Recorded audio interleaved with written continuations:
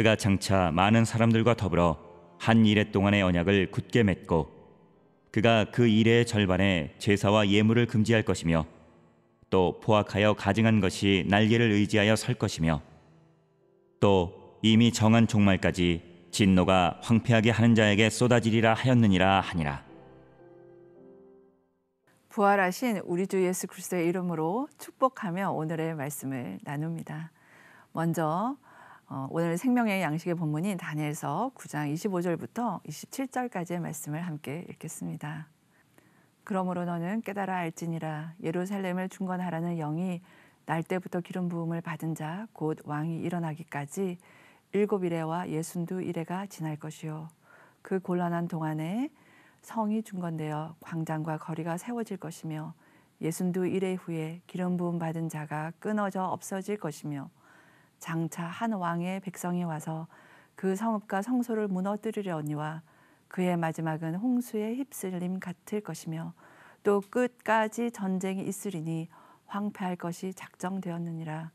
그가 장차 많은 사람들과 더불어 한 이레 동안의 언약을 굳게 맺고 그가 그 이레의 절반에 제사와 예물을 금지할 것이며 또 포악하여 가증한 것이 날개를 의지하여 설 것이며 또 이미 정한 종말까지 진노가 황폐하게 하는 자에게 쏟아지리라 하였느니라 하니라. 주 안에서 사랑하는 여러분, 우리가 지난 2년 동안 그리고 지금도 우리 개인만이 아니라 우리 온 민족이 그리고 전 세계에 경계가 없이 팬데믹으로 고통의 시간을 지나고 있죠. 육체적 고통, 경제적 어려움, 원치 않는 관계의 단절을 겪고 있습니다. 질병의 고통보다 어쩌면 우리를 더 어렵게 하는 것이 이 어려움이 언제 끝이 날 것인지 아니면 끝은 오는지 알 수 없기에 더욱더 힘들어합니다. 그렇습니다. 어려움의 끝을 알 수 있다는 것은 현재를 견디고 내일을 소망할 수 있는 축복이죠. 오늘 본문은 이 소망과 축복의 메시지가 전해지는 것입니다. 다니엘서 9장 20절부터 다니엘의 기도를 들으시고 가브리엘을 통해 70일의 묵시를 말씀해 주심으로 끝이 날 것과 그리고 새로운 일을 시작하실 것이라고 말씀하세요. 본문의 앞선 구절인 24절 말씀입니다. 내 백성과 내 거룩한 성을 위하여 이른 이레를 기한으로 정하였나니 허물이 그치며 죄가 끝나며 죄악이 용서되며 영원한 의가 드러나며 환상과 예언이 응하며 또 지극히 거룩한 이가 기름 부음을 받으리라. 잘 기억해 두세요. 이레는 7년을 가리킵니다. 그러므로 24절에 이른 이레는 70 곱하기 7년으로 해석하여서 490년을 의미하죠.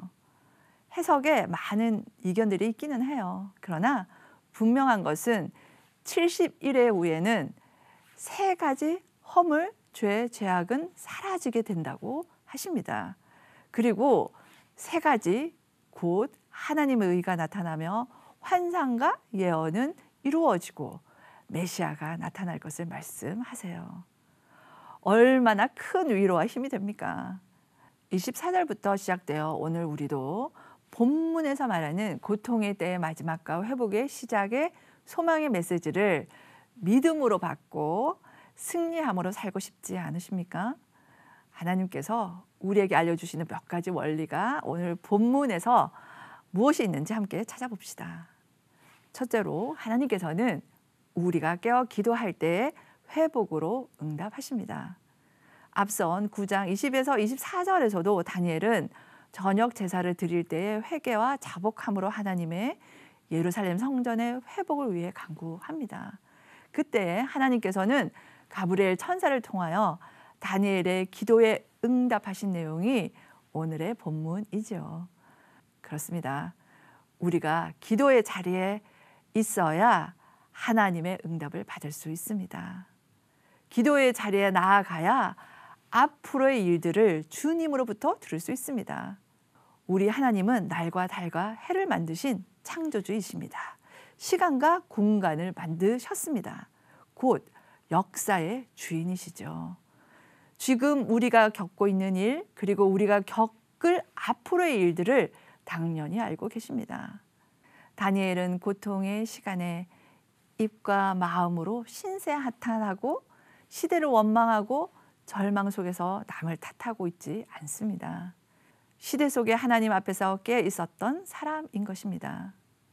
예수님께서도 누가복음 21장에서 세상에 임할 마지막 때의 모습에 대해 말씀하시면서 우리가 어떻게 마지막의 때를 준비해야 할지를 말씀하세요. 누가복음 21장 36절입니다. 이러므로 너희는 장차 올 이 모든 일을 능히 피하고 인자 앞에 서도록 항상 기도하며 깨어 있으라 하시니라. 하나님께서는 오늘을 사는 우리를 향하여 깨어 기도하라고 하십니다. 두 번째는 하나님께서 정한 때에 우리를 회복하신다는 것입니다.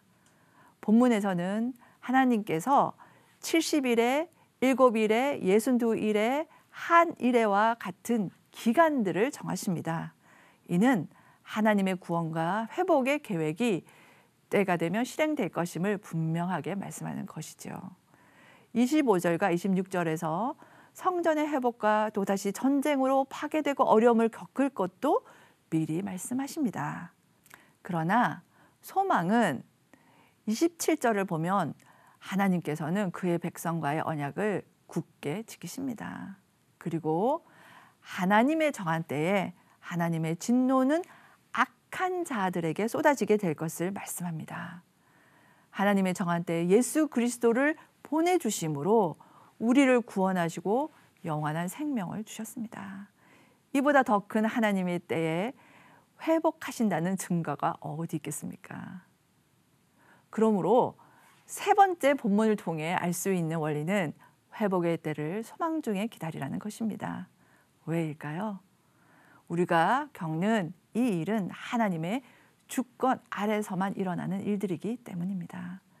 우리의 이해와 우리의 논리로 설명으로 하늘의 뜻을 알 수는 없지만 하나님께서 정하신 때가 있음을 본문을 통해 우리는 알 수 있습니다. 그러므로 현재의 고난과 어려움만을 바라보고 좌절하고 힘들어해야 할 것이 아닙니다. 하나님의 때에 하나님의 뜻이 온전히 이루어질 것을 믿고 소망해야 합니다. 메시아 예수 그리스도를 하나님의 때에 이 땅에 보내심으로 주의 구원의 언약을 지키신 하나님이십니다. 그러므로 오늘을 사는 우리가 하나님의 때를 기다리는 믿음이 있기를 바랍니다. 기도할 때 회복으로 응답하십니다. 하나님의 정한 때에 회복하십니다. 이 하나님의 회복의 때를 소망 중에 기대하고 기도하고 기다리는 저와 여러분이 되시기를 바랍니다. 하나님께서 분명히 회복을 이루실 것입니다.